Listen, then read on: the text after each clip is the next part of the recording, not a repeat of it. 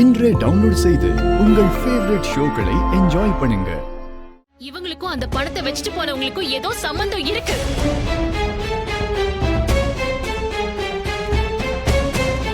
என்னம்மா சொல்ற நீ? அந்த 2 பேர்ல ஒருத்தன் போகும்போது இவங்களை பார்த்து கட்ட விரல்ல தம்சப் காட்டிட்டு போனான். ஐயோ இது அநியாயம். இவன் போய் சொல்றான். அவன் மேல பழிய போடுறான். ஐயோ ஹலோ, நான் எதுக்கு உங்க மேல பழி போடணும்? எனக்கு உங்களுக்கும் நடுவுல என்ன இருக்கு? இருக்குடி இருக்கு. நீ பயங்கரமான ஆளு.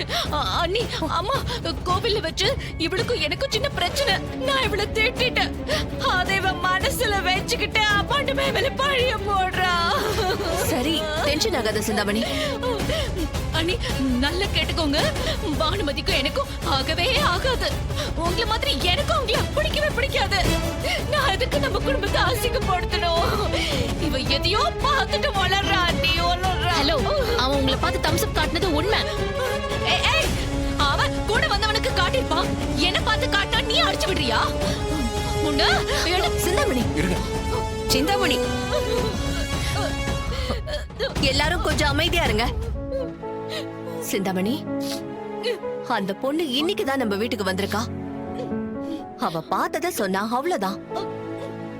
இதுக்கு மேல இத யாரும் பெருசு பண்ண தேவையில்ல. சிந்தாமணி நீ அமைதியாரு. இந்த பொண்ணு நம்ம வீட்ல அழகா கொலு வச்சிருக்கு. அதோட பெரிய உதவியும் செஞ்சிருக்கு. இந்த பொண்ணுக்கு நாம உரிய மரியாதையை செஞ்சு அனுப்பணும். அதுதான் முறை. சரி, முதல்ல சாமி கும்பிடலாம் வாங்க. முகுந்தா முகுந்தா கிருஷ்ணா முகுந்தா முகுந்தா. ரொம்ப அழகா அருமையா பாடினீங்க மேடம். தேங்க்ஸ்மா. உனக்கான அமௌண்ட் எவ்வளவுமா? மேடம் இதுக்கு 28,000 ஆச்சு. இந்தாம்மா. தேங்க்யூ. இதுல 50,000 இருக்கு, வச்சுக்கோ. ஐயோ மேடம், எனக்கு எதுக்கு இவ்ளோ தரீங்க? இன்னைக்கு நீ எங்க குடும்பத்துக்கு பெரிய உதவி பண்ணிருக்க. உன்னை எனக்கு ரொம்ப பிடிச்சிருக்குமா. ப்ளீஸ் வச்சுக்கோ. மேடம், நான் இந்த வீட்டுக்குள்ள வந்த உடனே சொன்னேன், எனக்கு உங்க மேலயும் உங்க குடும்பத்து மேலயும் அன்பும் மரியாதையும் ஏற்பட்டு போச்சு. அதனால ஒரு அக்கறையில தான் நான் அதெல்லாம் செஞ்சேன். அதுக்கு பணம் வாங்கறதெல்லாம் முறையா இருக்காது.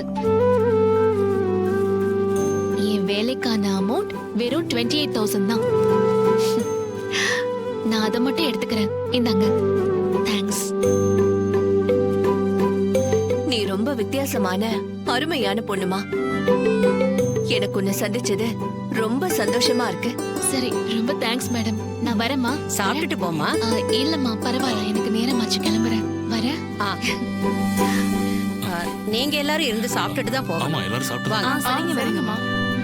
அழகு, அறிவு, திறமை, புத்திசாலித்தனம், நேர்மை, இது எல்லாமே இந்த பொண்ணு கிட்ட இருக்கு. இப்படிப்பட்ட ஒரு பொண்ணு இந்த வீட்டுக்கு மருமகளா வந்தா எப்படி இருக்கும்? ஐயோ, இந்த சாம்பார் பாட்டு கேக்குறான் போலயே.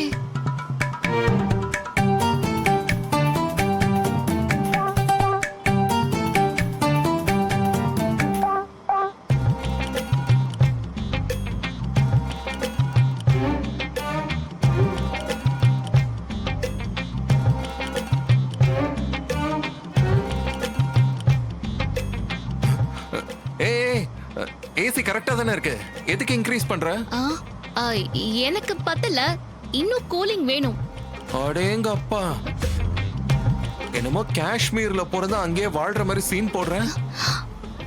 இருக்கிறது சென்னையில, இதுல வெட்டி சீன் வேறயா? ஹலோ, காஷ்மீர்ல இருக்கிறவங்களுக்கு எதுக்கு ஏசி? சென்னையில இருக்கிறவங்களுக்கு தான் ஏசி தேவைப்படுது. கொஞ்சமாவது லாஜிக்கா யோசி.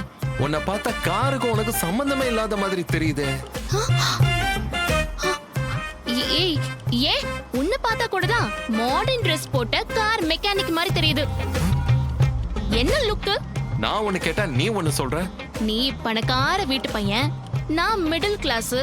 சோ காரை வச்சு நீ என்ன மட்டன் தட்டலான்னு பார்த்த. இல்லனா இப்படி ஒரு கேள்வி நீ கேட்டிருப்பியா? நீ உட்கார்ந்து இருக்கிற பொசிஷனை பாரு. யாருமே கார்ல இப்படி உட்கார மாட்டாங்க. ரோட்டை பார்த்து தான் உட்காருவாங்க. நீ என் மூஞ்ச பார்த்து உட்கார்ந்துருக்க. அது எனக்கு எது வசதியா இருக்கோ நான் அப்படிதானே உட்கார முடியும். இதான் எனக்கு கம்ஃபர்டபுளா இருக்கு.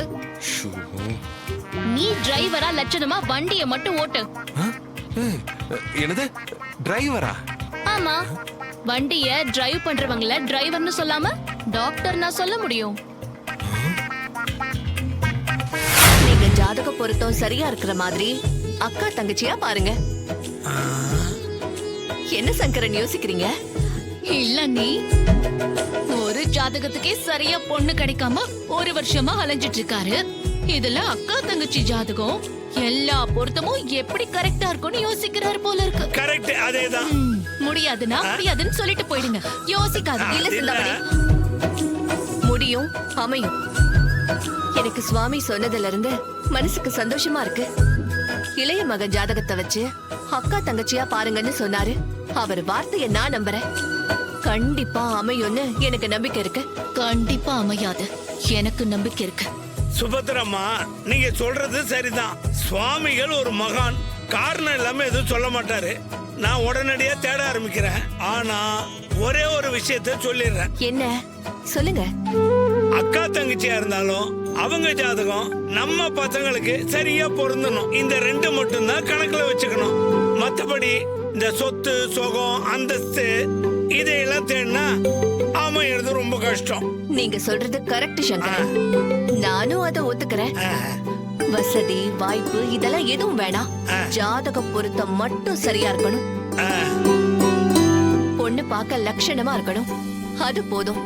எங்களுக்கு நகை நட்டு சீரு பண வசதி இது எதுவுமே வேணாம். சரிங்கம்மா, நீங்க சொன்ன மாதிரியே பார்த்து சொல்றேன்.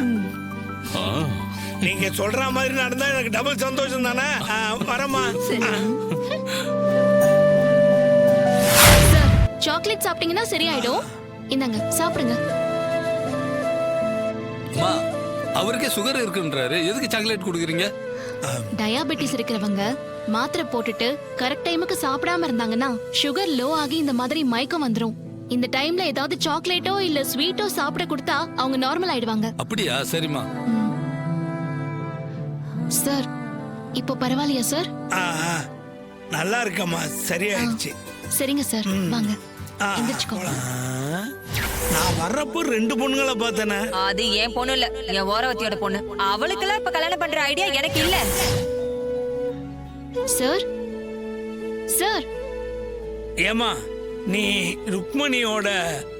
ஆமா சார், ருக்மணி என் அம்மா தான். நான் அவங்க மூத்த பொண்ணு. எனக்கு ஒரு தங்கச்சி இருக்கா, அவ வர்ஷினி. ஓ சரி, நான் வரேன் சார், சரிம்மா. பாத்துக்கோங்க. ரொம்ப நன்றி. சரிங்க சார், பத்திரமா போங்க சார். பார்த்து பத்திரமா வண்டி சரிம்மா, ஓட்டுங்க. தேங்க்ஸ்மா. அம்மா தாயே, நான் நினைச்சது நடக்கும். உன் கோயிலுக்கு வந்து உன்னை கையெடுத்து கும்பிடணும்னு நீ நினைச்சேன்னு வச்சுக்கோ, என் பேத்திக்கு ஒரு நல்ல வாழ்க்கைய அமைச்சு கொடு.